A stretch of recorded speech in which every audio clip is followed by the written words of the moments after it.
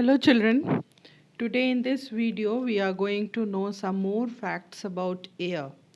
We know that air is present everywhere around us and it occupies space. This we can show by the help of an experiment.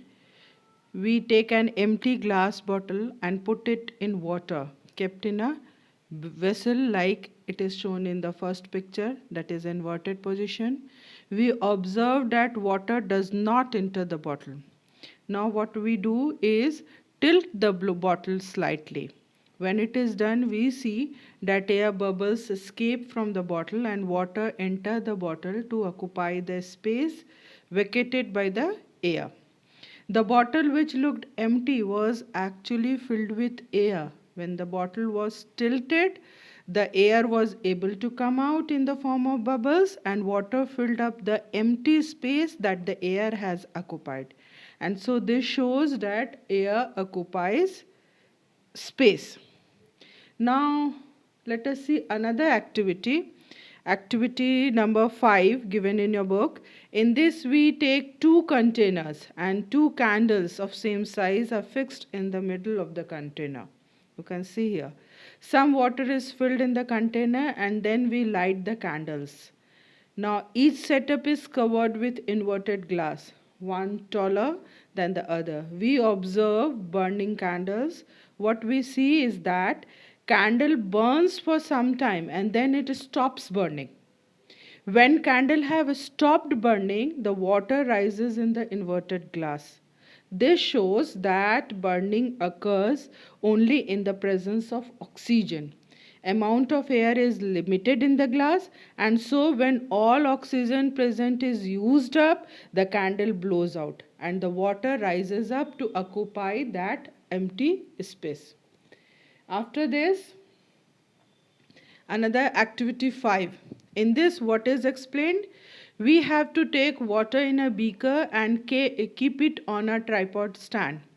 Now heat it slowly using a burner. What we observe is that before the water begins to boil, we can see bubbles of air on the inner surface of the vessel. And when we heat water, the air dissolved in it escapes. This shows that water contains air. Now, activity 6, which explains that soil has air in it. What we have to do? Take a lump of dry soil in a beaker and add water to it. When we are adding water, we see bubbles coming out from the soil. This we can also experience when we are watering any potted plant. When the water is poured on the lump of soil, it displaces the air which is seen in the form of bubbles. So we saw how air is present everywhere, and the presence of air helps in different activities in the surrounding.